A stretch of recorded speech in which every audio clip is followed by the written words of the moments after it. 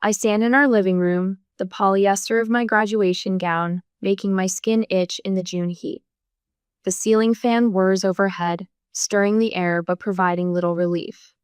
Across from me, Lauren adjusts her cap, our tassels swinging in unison identical in appearance, yet worlds apart in significance. Girls, look this way. Mom's voice rings out with practiced enthusiasm as she positions her camera. But her eyes, I notice, linger on Lauren a beat longer, the familiar warmth reserved for my sister alone. The living room has been transformed into a shrine of academic accomplishment. Cream and gold streamers hang from the ceiling, and a large Congratulations Graduates banner stretches across the fireplace mantel.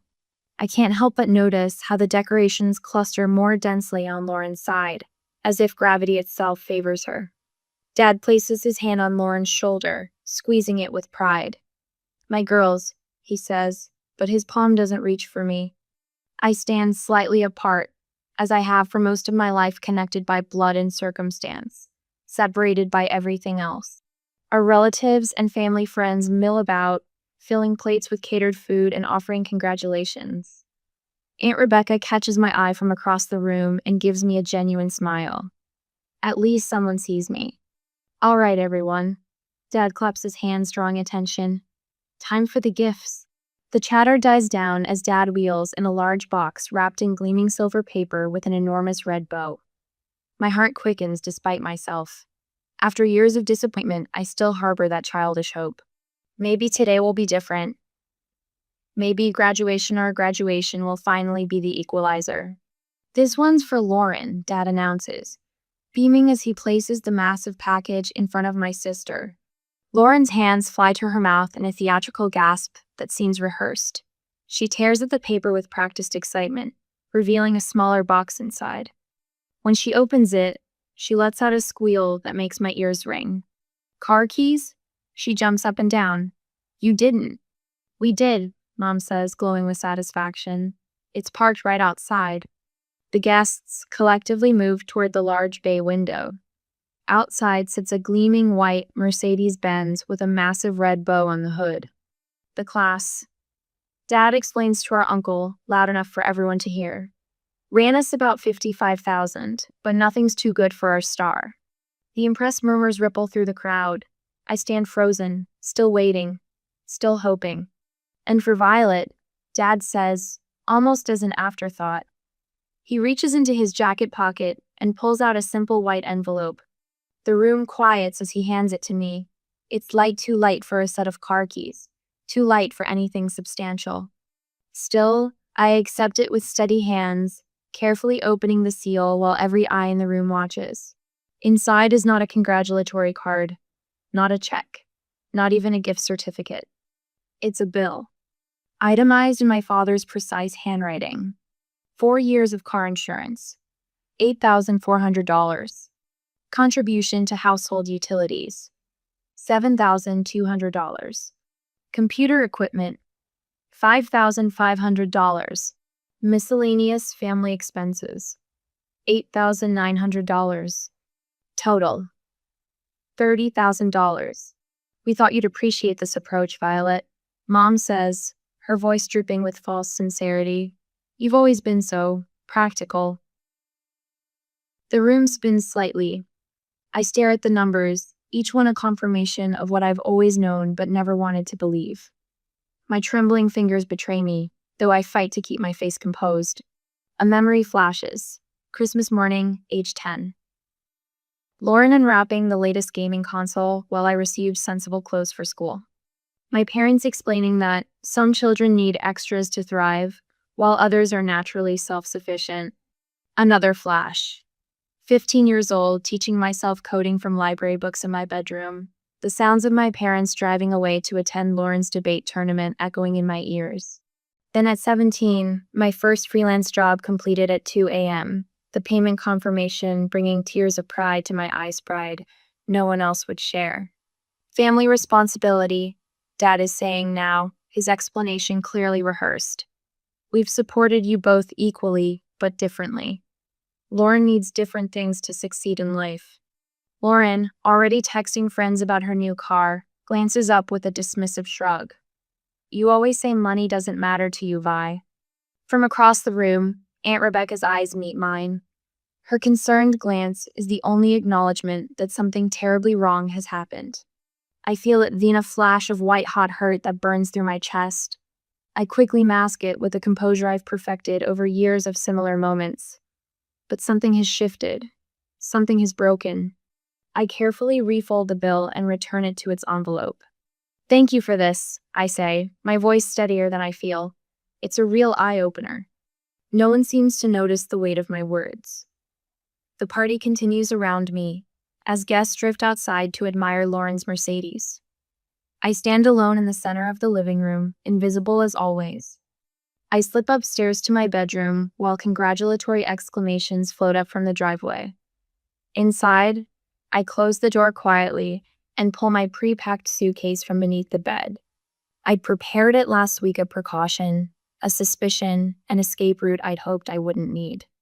As I place the last few items inside, I hear Lauren revving the engine of her new car, the sound of freedom that was given to her, while I am expected to pay for the privilege of having existed in this house. Today was supposed to be our day, but then it never really was our anything. I zip the suitcase closed. It contains everything I truly need. And what I need most right now is to leave. Morning sunlight filters through the thin blinds of my new apartment. The space is small, but truly mine. I sit at the edge of the bed, my fingertips tracing the worn cotton of unfamiliar sheets. My phone buzzes for the fourth time this morning. Catherine. That's how I think of her now. Not Mom. Names create distance, and distance is what I need. I let it ring until silence fills the room again. 11 missed calls, I murmur, scrolling through the notifications. 3 from Catherine, 4 from Richard, and 4 from Lauren. The timestamps show escalating concern or perhaps inconvenience. The first calls came around 9 last night, casual in their spacing. By midnight, they were coming every 20 minutes. By this morning, panic had set in. I imagine the scene at home, Catherine discovering my empty bedroom, the closet cleared of essentials, dresser drawers half empty. Richard dismissing it with a wave of his hand. She's just being dramatic. She'll be back. Lauren would have claimed my bedroom before noon. The larger space, the better view a prize she's coveted since childhood. I can see her hauling armfuls of designer clothes across the hallway before my sheets even cooled. My phone buzzes with a text message from Catherine. Violet, this tantrum has gone on long enough. We're worried. Please call. The word tantrum ignites something in my chest, a flash of heat that confirms I've made the right decision. 22 years old, college graduate, and still my emotions are dismissed as childish outbursts. A knock at my door interrupts my thoughts. I tense, wondering if they've tracked me down already. I peer through the peephole to see Aunt Rebecca's concerned face. I brought muffins, she says when I open the door, holding up a paper bag that smells of cinnamon and nutmeg.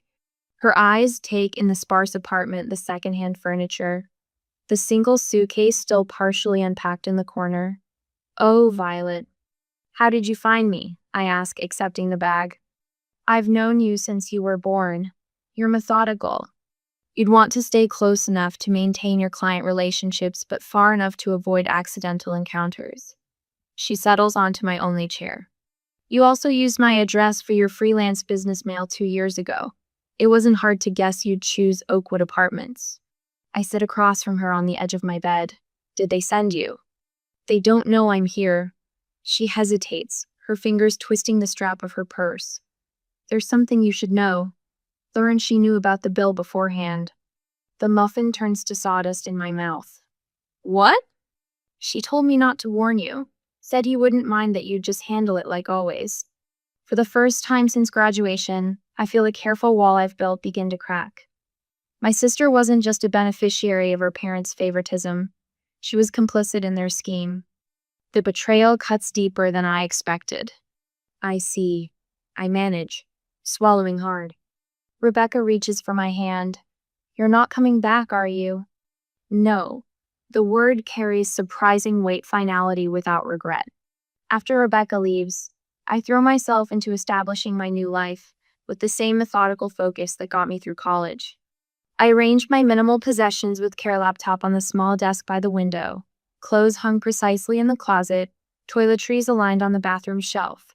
Each item has purpose, nothing extraneous. I spend the afternoon expanding my client list, sending professional emails from my independent domain rather than the family's shared account.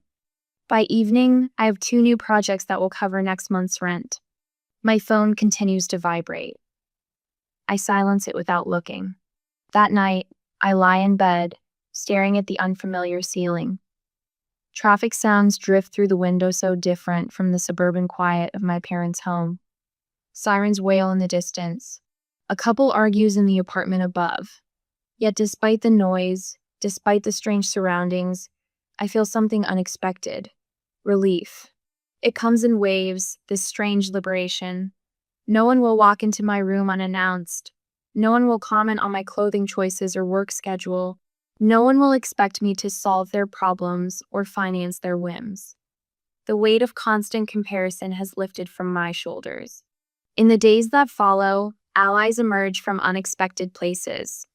Aunt Rebecca becomes my reluctant messenger, bringing news from the family without pressure to return.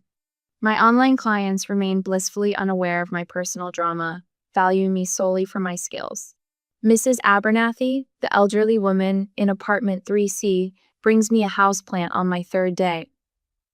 I left my husband of 40 years when I was 62, she tells me, setting the potted fern on my windowsill.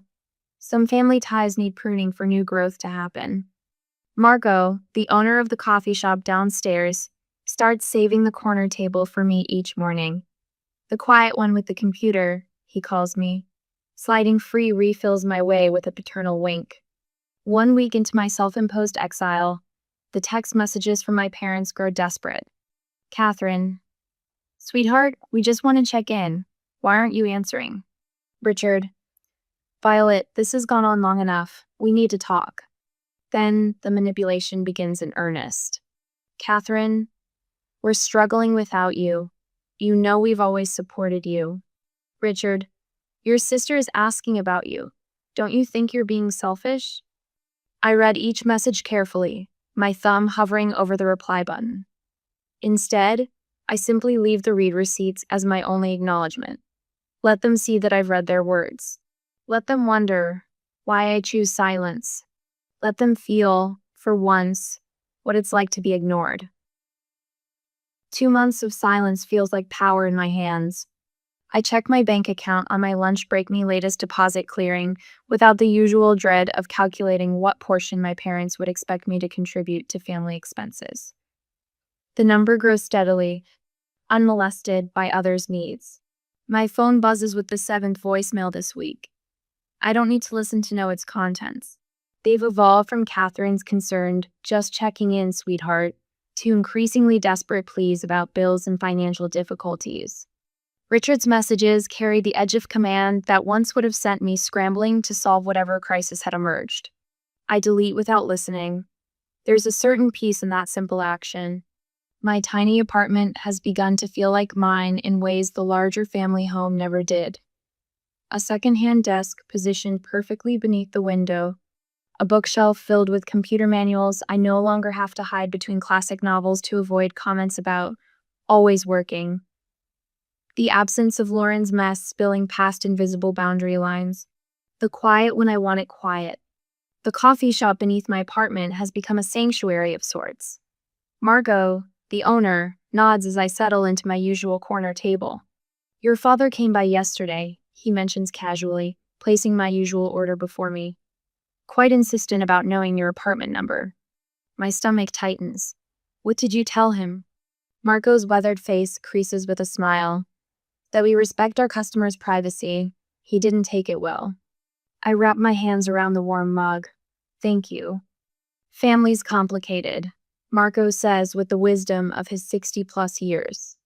But it should never be combat. At my desk that evening, I open the most recent email from a tech company needing database work.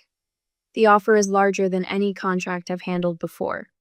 My fingers hover over the keyboard, old habits whispering that I should consult with Richard first. But Richard never consulted me before presenting me with a bill for my existence. I accept the contract without seeking anyone's approval but my own. Later, I find myself leafing through a small notebook I've kept since I was 15. Each page documents instances of imbalance: Christmas gifts with approximate values, school events attended or missed, praise given or withheld, financial support offered or denied. The clinical accounting of a child trying to understand why love seemed to flow so naturally toward one daughter while requiring justification for the other. I'd never shown it to anyone, partly from shame at appearing so petty. Now I recognize it wasn't pettiness, but self-preservation documentation against the gaslighting that accompanied every confrontation about unequal treatment. You're exaggerating. We support you both equally, just differently. Lauren needs more encouragement to succeed. The knocking startles me. 3 sharp raps, followed by a familiar voice. V, I know you're in there. Lauren, my twin, my opposite, my lifelong competitor for resources I never wanted to compete for. I opened the door to find her looking smaller somehow. The confident posture she'd perfected at 16 seems diminished. Her designer Percy high school graduation gift hangs from her arm, but her usual polished appearance shows cracks. They sold the car, she announces without preamble, pushing past me into the apartment. The Mercedes. Are you happy now? I closed the door quietly, watching her survey my modest living space with something between pity and confusion. Why would that make me happy? I ask, genuinely curious about the workings of her mind. Because you were jealous. She drops onto my secondhand couch. You always were. I wasn't jealous of the car, Lauren. I was hurt by what it represented that they'd spend $55,000 on you while handing me a bill for $30,000. Her eyes flicker with something perhaps the first glimmer of understanding. They sold it at a loss, she continues. $17,000 down the drain. Dad says it's your fault they had to act so desperately. A strange calm settles over me. Now you know what it feels like. What feels like? To have something taken from you. The words land between us with physical weight. Lauren's expression shifts, comprehension dawning in slow, painful increments. They're really struggling, Vi, she says, her voice smaller. The credit card bills were higher than they let on. Dad says they were counting on your savings. My savings? I interrupt, the calm fracturing slightly. The money I earned teaching myself coding while you were at debate tournaments they drove you to? The money I made at night after finishing the chores they assigned primarily to me? That savings? Lauren examines her manicured fingernails. They said you owed. I know exactly what they said. They've been saying it my entire life without speaking the words directly. My purpose was to make everyone else's life easier. A knock at my door interrupts whatever Lauren might have replied. When I open it, Aunt Rebecca stands there, a small box in her arms. I salvaged what I could, she says, glancing past me to see Lauren. Oh, I didn't realize you had company. Just my sister, I say, taking the box. Inside are childhood momentous me high school academic awards, childhood drawings, the small robotics trophy I'd won in 9th grade that had been relegated to the basement, while Lauren's debate trophies line the hallway. They're purging, Aunt Rebecca explains. Selling things. I didn't want these to disappear. Lauren rises from the couch. Things are bad, Vi, really bad. Her eyes shine with unshed tears. Look, I know I've never said this before, but I'm sorry. For a lot of things. They're talking about selling the house, and I just thought, maybe you could help. Not for them, but for me. The request hangs in the air, couched as an apology, yet still asking me to sacrifice. The familiar family dynamic reasserting itself, just with different words. No, I say, the single syllable carrying the weight of 1,000 unspoken ones from my past. Lauren blinks. What? I said no, I won't rescue them. Or you. I set Aunt Rebecca's box on my desk. I spent my whole life solving problems I didn't create. I'm done. After they leave Lauren in teary indignation, Aunt Rebecca, with a gentle squeeze of my hand, I finally allow myself to cry. Not the controlled, private tears I'd perfected in childhood, but deep, body-shaking sobs that feel like excavation, like archaeology of buried pain. I cry for the child who kept a notebook documenting her own diminishment, for the teenager who believed that if she just worked harder, she'd earn the love freely given to her sister, for the young adult who received a bill instead of congratulations on her graduation day. My phone rings as the tears subside, Aunt Rebecca's name on the screen. They're selling the house, she says without greeting. They have no choice now. The family home, the site of 1,000 small wounds and occasional moments of joy, the physical space that contained my systematic erasure. And I manage, unsure what she expects from me. Your father listed it this morning, below market value, needing a quick sale. She pauses. With what you've saved in that new contract, you could buy it, Violet. You could buy your family home. The irony lands like a physical blow. Me purchasing the very house my parents never fully allowed me to belong in. Why would I want it? I ask, voice steady despite the storm inside. I don't know, Aunt Rebecca answers honestly. Revenge? Healing? Closure? Or maybe just because you can. After we hang up, I sit in the growing darkness of my apartment, weighing power against peace, justice against freedom. The choice before me isn't really about real estate at all. It's about whether taking back your power means using it the way it was used against you, or forging something entirely new from the ashes of what was taken. I sit cross-legged on my apartment floor, surrounded by spreadsheets and financial projections. The mid-morning sun streams through my single window, catching dust motes in its beam. My laptop screen displays my savings account balance, a number that has grown steadily since I left home 6 months ago. Enough to buy the family house if I wanted to. My phone buzzes with another notification. Catherine, I've stopped thinking of her as mom, in my private thought shiz, sent her third email this week. The subject line reads, "This was your home too, don't you care?" The automatic filter I created sends it straight to a folder I check only on Sundays when I'm emotionally prepared. I've set similar boundaries for texts and voicemails. Technology serving as the barrier my parents never allowed me to build. I return to my calculations. The money I've saved, properly invested, will secure my own future. Not theirs. Not Lauren's. Mine. A knock at my door breaks my concentration. Aunt Rebecca stands in the hallway, holding a cardboard box. "Just a few things I thought you might want," she says, stepping inside without waiting for an invitation. "Your science fair medals, that journal from middle school, some photographs." I accept the box with a nod. "Thank you." Rebecca surveys my small apartment with approving eyes. "You've made this place your own." "I've made me my own," I correct her. She settles onto my secondhand couch. "They're selling below market value. The realtor says they're desperate to close quickly." I don't respond. We've established rules about these conversations. She can share information, but I won't discuss my reactions or plans. "Richard's been trying to spin a story around town," she continues, her voice measured. "That you abandoned the family when they needed you most." Something flickers in my chest, not hurt, but a cold anger. And it's backfiring spectacularly. A hint of satisfaction crosses her face. "Mrs. Holloway at church cornered me last Sunday. Said she always noticed how they treat you differently. How at your high school graduation party, they spent 20 minutes praising Lauren's B+ in calculus while never mentioning your scholarship." I look away. People notice more than you think they do. The Crawfords dropped Catherine from their dinner party circuit.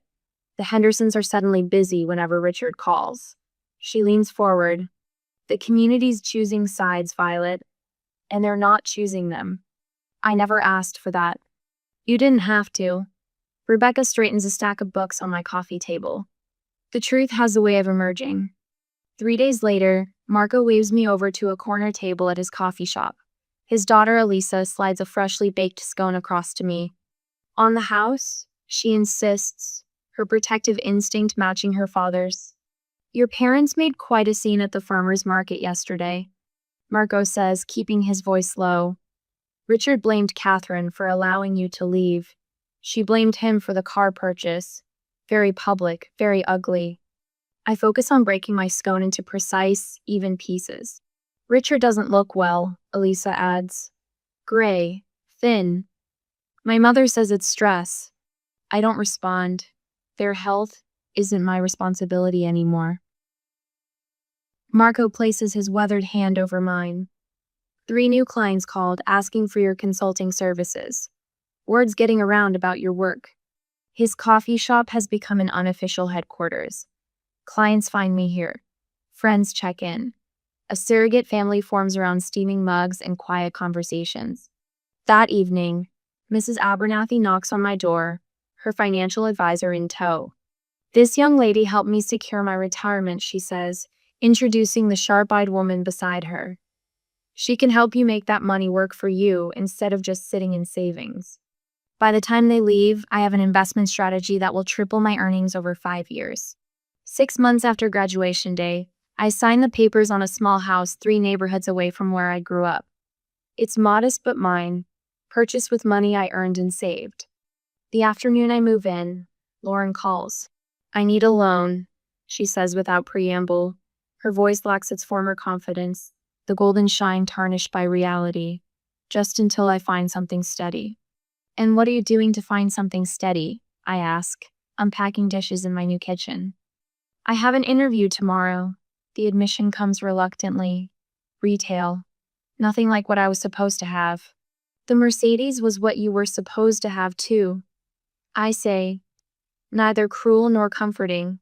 How's that working out? Silence stretches between us. I start training next week, she finally says. Mom and Dad keep fighting about money. Dad's blood pressure is so high his doctor called twice last week. I absorb this information without comment. Mom called Aunt Rebecca crying yesterday. Said she never realized what they'd done until they had to do everything themselves. Too little, too late. But I don't say that either. The family's falling apart, Vi, Lauren whispers. Without you holding us all together. After we hang up, I find a cream envelope in my mail. Inside, a handwritten letter in Catherine's flowing script. We know we lost you, the final paragraph reads, and that's a price far greater than any car or debt. I read it twice before placing it in my desk drawer, unmoved. Words cost nothing. Actions built this wall between us. The next morning brings another envelope, this one bearing Mrs. Abernathy's neat handwriting. Inside, formal legal language catches my eye. I read it twice to be sure I understand. I've updated my will. The accompanying note states plainly, I never had children who appreciated me, but I see myself in you, Violet. The papers indicate a future inheritance, her house, her investments, her carefully tended garden. Security beyond what I could have imagined last June when I packed a single suitcase and walked away from family obligation. That night, from my front porch, I watched the neighborhood settle into evening routines. Through windows, I glimpsed families gathering for dinner, ordinary moments I once craved. But in the quiet of my own home, I find something better than what I lost. Recognition from someone who sees my true worth. Have you noticed how often the people who truly value us aren't blood relatives at all? Why do you think it takes a family crisis for some parents to recognize their children's true worth? The certified letter sits on my kitchen counter, its official markings like a poison label. I've stared at it for 20 minutes. The sender's information, Greenfield and Associates, attorneys at law, burning into my retinas. When I finally slice it open, the absurdity of its contents nearly makes me laugh. Formal notice of claim against earnings. Family investment in your education.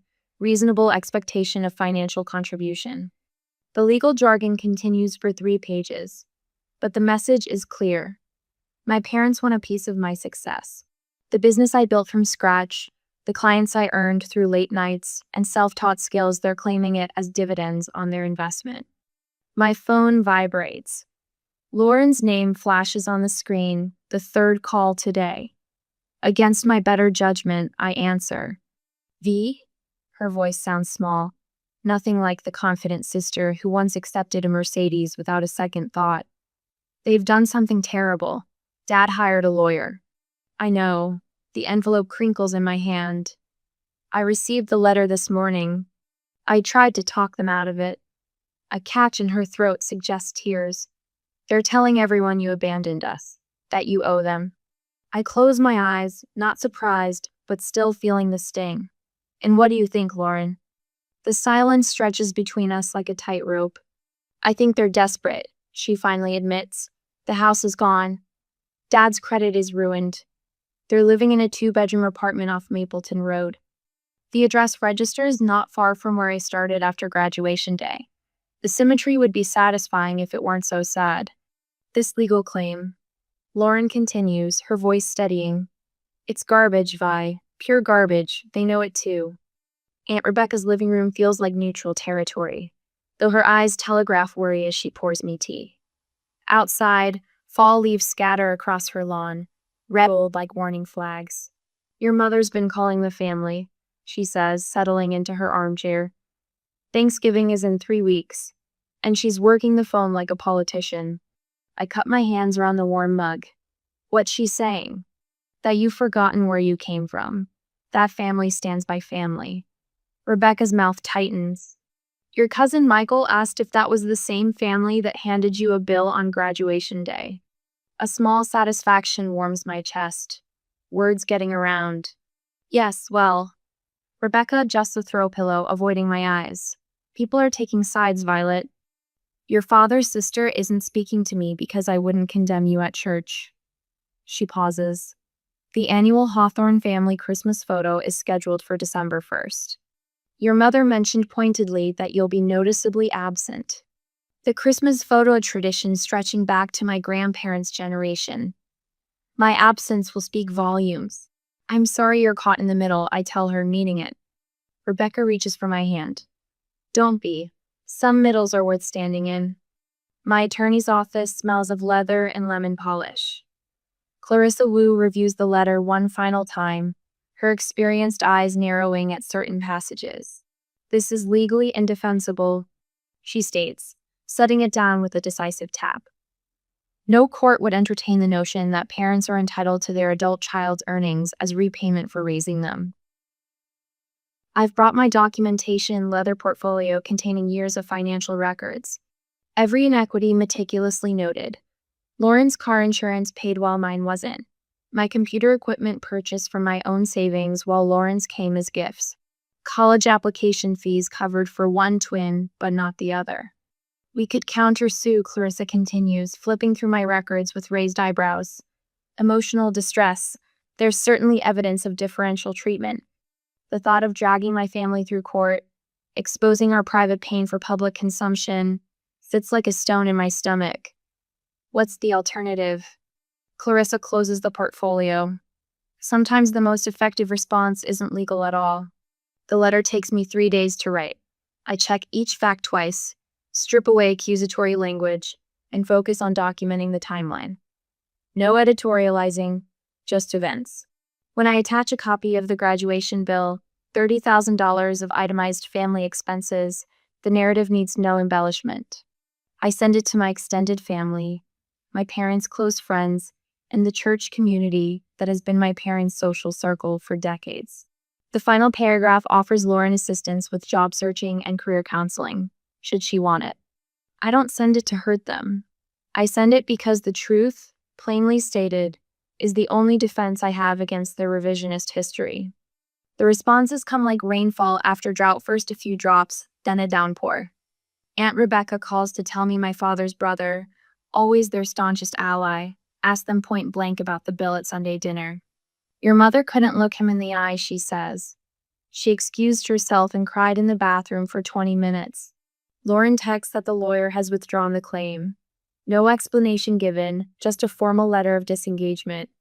At the grocery store, I run into Mrs. Peterson from my parents' church. She squeezes my arm and whispers, "We had no idea, dear, no idea at all." She slips me a Thanksgiving invitation before hurrying away. The power has shifted. Not because I sought revenge, but because I finally stopped protecting them from the consequences of their actions. Aunt Rebecca's Thanksgiving table gleams with polished silver and crystal glasses that catch the afternoon light. I smooth my dress forest green, simple but elegant hand, help her arrange name cards for the 12 guests. Are you sure about this? She asks, placing my card at the head of the table, opposite from where my parents will sit. I'm sure. My voice is steadier than I feel. Guests began arriving: cousins, Rebecca's friends, Lauren. My sister freezes when she sees me, then rushes forward, her embrace awkward but genuine.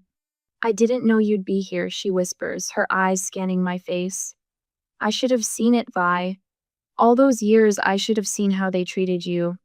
I step back, studying the sister who once accepted my invisibility as the natural order. "What changed?" Lauren's eyes fill. "They did it to me too. Once you were gone and couldn't be the responsible one anymore, they expected me to fill your role." She wipes at a tear. "I'm so sorry, Vi. I didn't leave to hurt anyone, Lauren." I tell her, the truth simple but powerful. I left to save myself. The doorbell chimes. Rebecca glances at me, and I nod. She disappears into the foyer, and murmured voices drift in familiar cadences that once defined my world. My parents step into the dining room. Catherine's hand flies to her mouth, her eyes widening in shock. Richard stops abruptly, his face draining of color as if he's seen a ghost. I continue slicing the turkey, my movements deliberate and calm. "Happy Thanksgiving," I say, meeting their eyes directly for the first time in over a year. "Please sit down." I stand in my home office, fingers tracing the award plaque from last month's Business Journal feature. Self-made success gives back. 2 years have passed since graduation days, since I walked away with nothing but a suitcase and a bill that quantified exactly what my family thought I was worth. The letterhead of the scholarship foundation I established catches my eye: 5 students this year, all self-supporting through college, each receiving what I never did, recognition of their resilience. Next to it sits a local newspaper with my photograph. The mentorship program for young adults from difficult families has garnered community attention. Not the revenge I once craved, but something better. Redefinition. My Christmas tree stands in the corner, each ornament chosen with purpose. A handed angel from Mrs. Abernathy, a delicate glass teacup from Aunt Rebecca. No random accumulation, just carefully chosen pieces reflecting actual connections. 2 months ago, I sat beside Lauren at her business school graduation, our parents conspicuously absent. "I told them not to come," Lauren had said, her voice carrying newfound steadiness. "Today I wanted family who's proud of me for the right reasons." The housewarming gathering last weekend still lingers in my memory, the chosen family that fills my larger home with genuine warmth. Aunt Rebecca arrived with the family quilt tucked under her arm. "This belongs with you now," she said, placing it in my hands. "Some traditions are worth keeping, even when others aren't." Lauren stood awkwardly in the corner until Mrs. Abernathy took her arm. "I'm officially adopting your sister," my elderly neighbor announced with characteristic bluntness. "It's never too late to find the family you deserve." Lauren's eyes met mine across the room, her smile tentative but real. On my bookshelf sits the journal my therapist encouraged me to keep, tracking progress rather than grievances. In yesterday's session, we discussed the difference between forgiving and forgetting. "The graduation bill stays framed on my wall," I told her. "Not as a reminder of hurt, but as a reminder that I chose something better." 2 Christmas cards sit on my sideboard. One from my mother, her handwriting softer somehow, less demanding. Inside, a note about her therapy sessions, and a request not a demand call when I feel ready.